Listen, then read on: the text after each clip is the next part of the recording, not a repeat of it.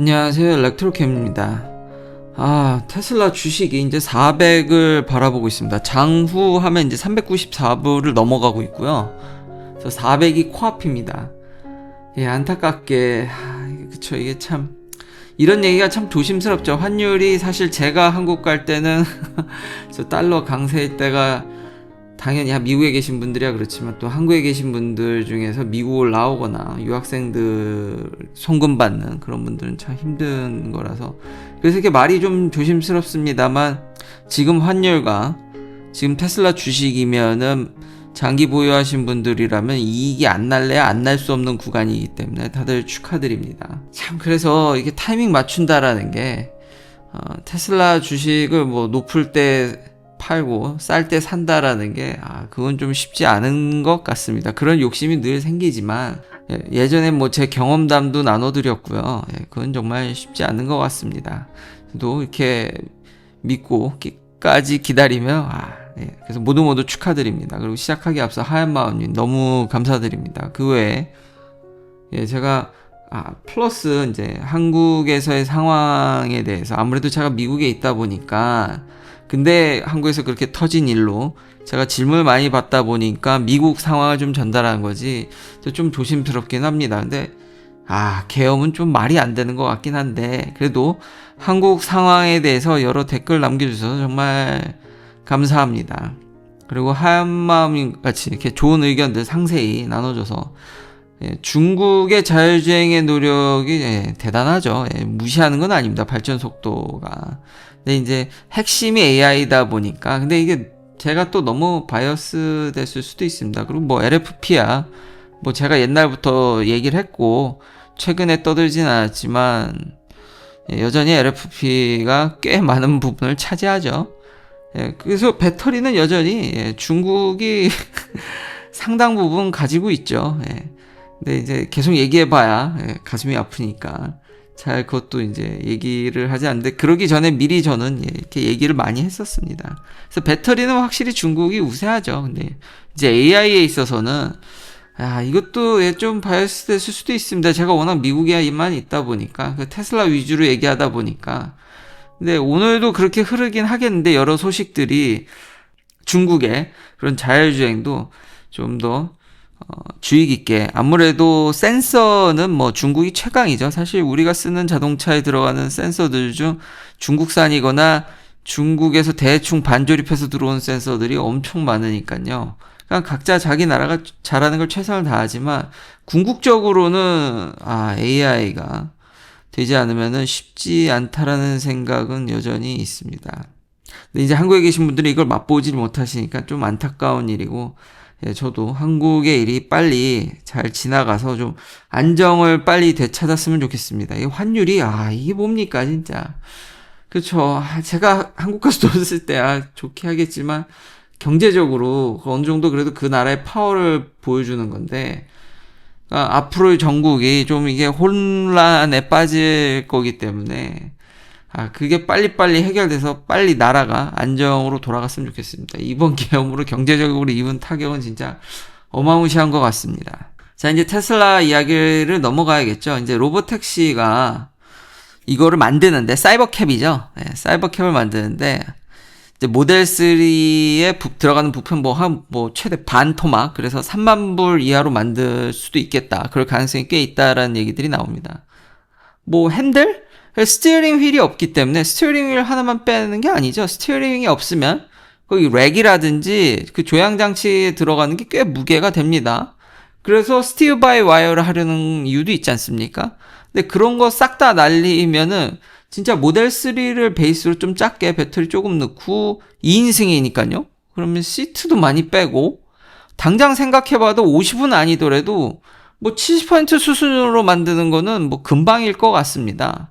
근데 이제 좀 더 테슬라스러운 걸 더하게 되면 가능하지 않을까. 그러니까 가격을 싸게 만드는 거는 그렇게 어렵지 않다라는 겁니다. 그런 게 시장이 지금 반영되는 것 같고요. 그러니까 이제 400불을 보고 있는 거죠.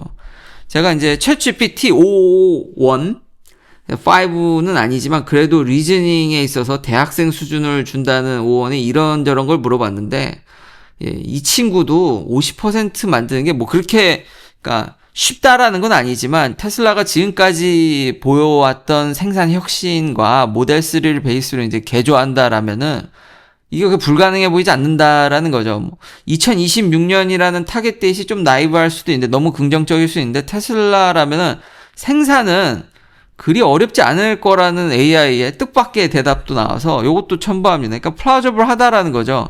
근데 이 친구가 역시 요즘 AI들이 너무 똑똑해져서 그러니까 로봇 택시에 있어서 매뉴팩처링도 그렇게 그러니까 다시 한번 얘기했지만 챌린징 안 하다라는 건 아니지만 그게 문제가 아니라 biggest obstacle은 그러니까 큰 아주 장애는 얘도 말하는 게 하드웨어가 아니라 소프트웨어라는 거죠. AI죠.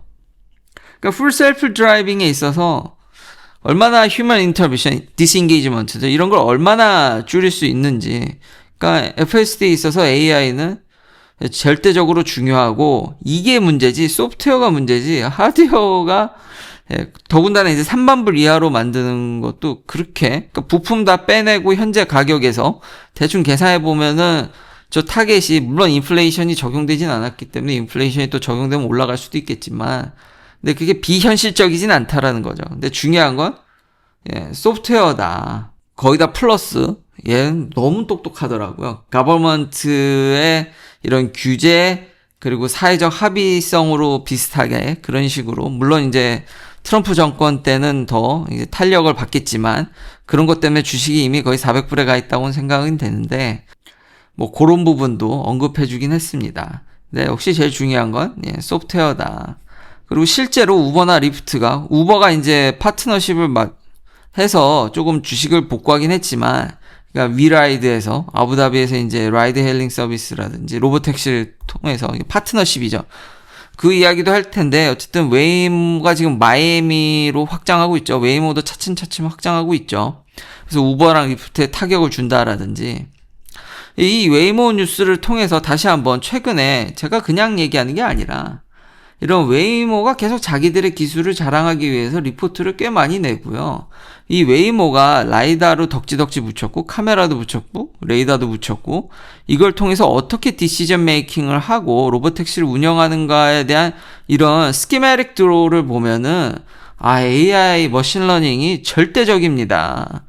더군다나 마이애미까지 확장하게 되면 이제 차량 대수가 많이 늘거든요. 그러니까 대량의 플릿을 운영하는 것에 대해서 이거는 AI가 엄청나게 들어가죠. 이런 거에 대해서도 챗GPT와 참 얘기를 많이 나눴는데 그러니까 센서를 도배해서 좀 덜 줄일 수는 있으나 디시전 메이킹에 있어서 AI가 도미넌 팩터이기 때문에 얘가 다 결정하기 때문에 언제 엑셀레이션하고 언제 브레이킹 밟고 더구나 프레딕션 앤 플래닝까지 좀 오브젝션 레코그니션이나 이런 데서 좀 더 수월하게 그리고 중국은 더더욱 이제 데이터를 그냥 무작위로 다 얻을 수 있으니까 데이터 풀에 있어서 더 유리한 점이 있죠. 그렇지만 이제 AI가 안 되면 그리고 그걸 알기 때문에 미국 정부가 끊임없이 제재를 가하고 있고 그래서 많은 지금 중국의 로보택시 업체들이 이런 중간 아부다비나 뭐든 여러 그래도 좀 미국에서 떨어진 나라들에서 우버라든지 그러니까 좀 규제가 덜한 동네에서 계속해서 파트너십을 통해서 테스트도 하고 좀 파트너십으로 손을 벌리게 되면 거기서 좀 더 리소스를 얻어서 이 친구들이 원하는 건 다 하나죠. 그러니까 규제가 너무 세니까 AI 트레이닝할 리소스를 계속해서 이렇게 계속 찾는 거죠.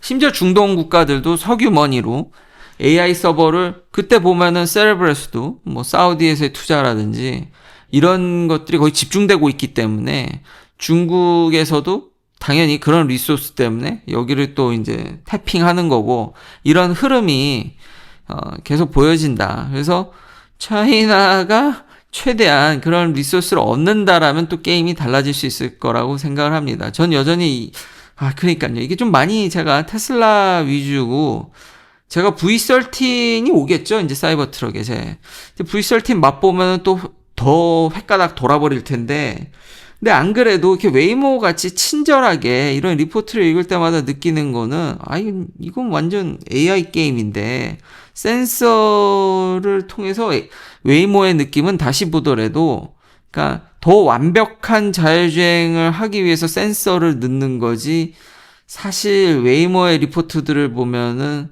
센서를 통해서 AI 그 파워를, AI가 기여하는 바를 줄이려고 센서를 더 넣는 것 같은 느낌이 안 듭니다. 이제 라지 랭귀지 모델도 넣는다든지, 랭귀지 얼라인 인코더라든지, 뭐 하여튼 뭐 그걸 차용해서 다 이렇게 하는 걸 보면은, 저런 대규모 모델을 돌리고, 뭐, 이건, 그 AI 리소스가 제약되면은, 로보택시는 저는 여전히 이래서 좀 쉬워 보이지 않고, 그래서 미국에 있는 기업들이 여전히 우위에 있다라는 생각을 좀 지울 수가 없는데, 그래도 이렇게 좋은 구독자님들께서 그래도 이런 좋은 의견 남겨주셨고, 저 역시도 좀 뭔가, 그쵸, 제가 뭐 중국 차를 그렇게 뭐 맛볼 수 있는 상황이 아니니까 저라고 완벽하지도 않고요.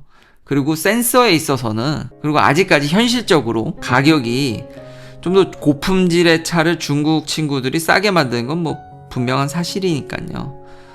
그런 부분에 있어서 저도 좀 더 주의 깊게 살펴보도록 하겠습니다. 이렇게 좋은 의견 남겨주셔서 정말 너무 다시 한번 감사드리고, 근데 제가 계속 이런 웨이모 리포트, 정작 라이다를 덕지덕지 칠하는 웨이모의 리포트를 보더라도 이런 거 정말 상세히 꽤 재미나게 설명해 주는데, 읽어보면 이게 AI인데 라는 생각이 들어서, 하여튼 긴 영상 시청해 주셔서 감사합니다. 다음도 테슬라 관련 이야기들로 찾아뵙겠습니다.